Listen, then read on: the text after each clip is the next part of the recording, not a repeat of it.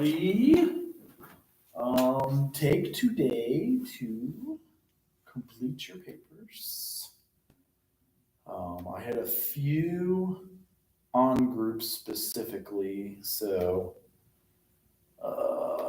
shoot.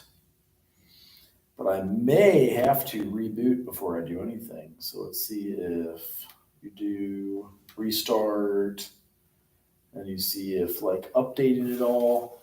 So yeah, in terms of the break, if you have not led a group and need to take an incomplete, or if you are, whoa, what the heck? That was definitely a noise. Send me your request for incompletes, and we'll get that into writing. If you need help with the paper, we've got the final time to turn it in, and um, getting you all out the door with more if we can. So, I think that's the gist of it. We've got a few of these. See if the Dell works on your video screens. There's also International Food Day today, so we're trying to take some folks over there. Let's see here.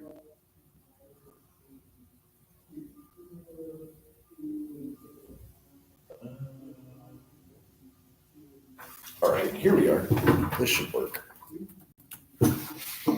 I think the noise is also finally working. You just have to sometimes reboot it to get it up to date. So that's always good. Let's see where it goes. Yeah. It also might not, but I can do it from here if we need be. So let's try it from this one if we can.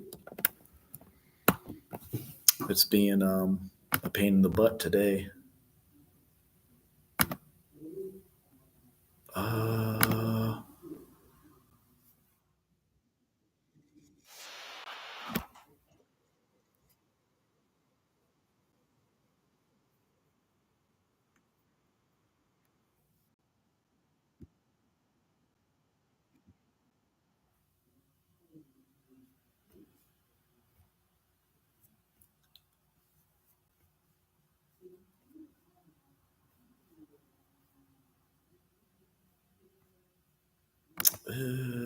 oh,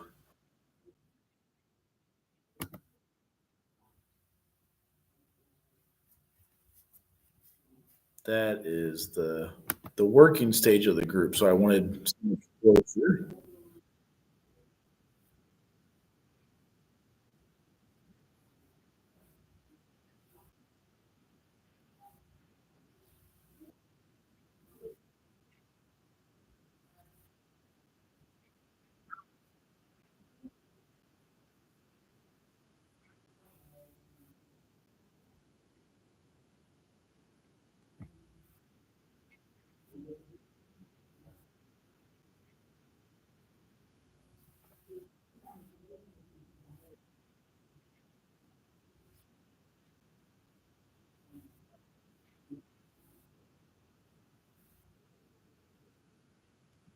So a couples group is kind of what I wanted to finish on.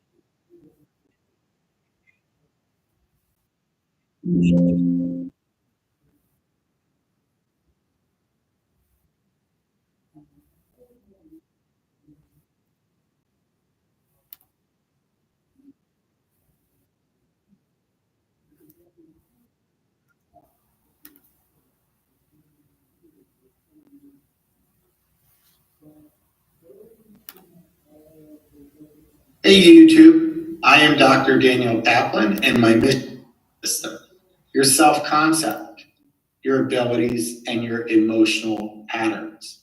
All of these are part of who a person is, or a personality, what a person is, right? Interesting to note, you do not see behavior on the list, right? Because we are going to distinguish between behavior and personality. So personality traits are unique. This is why your blood sugar spikes and feet burn.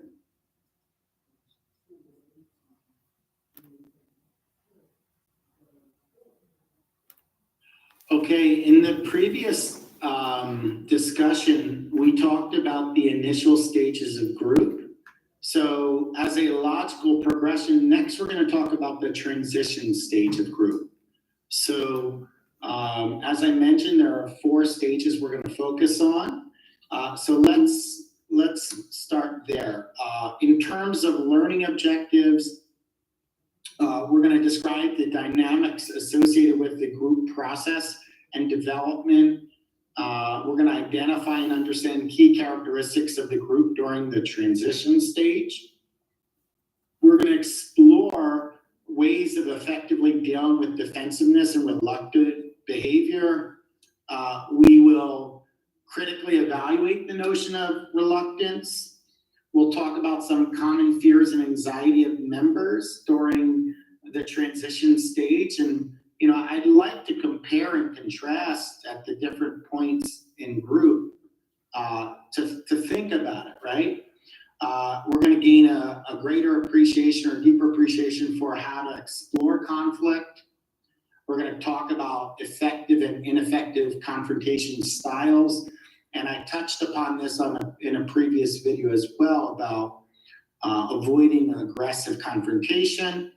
And we're going to think about how to therapeutically address problematic behaviors. Now, we're also going to try and conceptualize, well, why is the person doing what they're doing? So trying to understand the dynamics of a person's problematic behavior is also going to be important. We'll describe the behaviors which indicate avoidance by the group. We'll understand the dynamics of transference and countertransference. I touched upon this briefly in the theories lecture. And we're going to talk about issues of co-leadership during the transition stage. So let's start by way of introduction. There is an unwillingness to disclose ways that people are struggling, right? And when a person doesn't feel comfortable disclosing what they're experiencing, that might keep that individual from growing, and it might also keep the members of the group from growing. So there is an internal struggle that happens, which is normal, right? We talked about in the initial stage, people are developing trust, but now they're starting to identify things that they want to say or they want to take a risk, but they're struggling at this point. But their lack of participation could actually hold them and the group back. So during the transition phase, this is where a lot of the patterns of when we talk about types of norms, there's prescriptive and proscriptive norms. So a prescriptive norm is basically an expectation about what is supposed to be done. So like a prescription. A proscriptive norm is what is not supposed to be done. So the difference between prescriptive and proscriptive. Now, there are different types of norms. There are norms about appearance, right? So when you give a presentation or when you're on a job interview, there are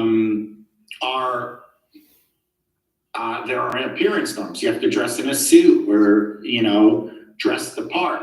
Performance norms are expectations related to what you say or what you do. And if you don't say, how you handle not sharing within a group.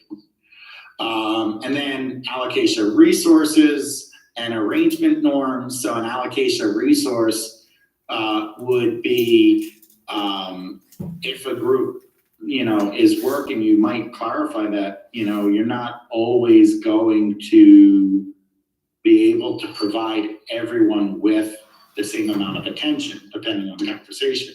So, but across the span of the group, it will be more balanced. So you talk about resources within and across sessions, and then you have arrangement norms. So an arrangement norm is contingency, a consequence of, violating a norm. Wix gives you the freedom to tell your story with a professional website that reflects who you are and what you have to offer. Customize every element of your website to meet your needs and achieve your goals. Create a unique visual experience that enhances your product and amplifies your message. Expand your website with content that pushes your business forward. Share content that matters to your audience. And present it the way you envision it. From the biggest ideas to... So in terms of cohesiveness, cohesiveness is how attracted or bonded one is to another person, how motivated you are to stay within a group, right? So if there's group cohesion, you're going to be more connected to the group and want to stay within a group. Whether you share a common goal, whether you have common values, all of these factors are going to affect group cohesion. Now, so here is just a model of factors that impact group cohesion or cohesiveness and some of the consequences of it. So group size, and we talked about, the magical number of 8 to 12 is roughly what groups are today. But the larger the group, it affects group cohesion, right? So that's going to result in diversity of opinions, which could be fine, and how you handle that's going to be fine. There might be competition for attention and resources and differing views on group identity. And then you have issues with relative success, right? All of these impact group cohesion. Now, that group cohesion or cohesiveness is going to dictate how much a person participates, right? So think about group size. The larger the group, the level of participation goes down. The smaller the group and the more homogeneous the group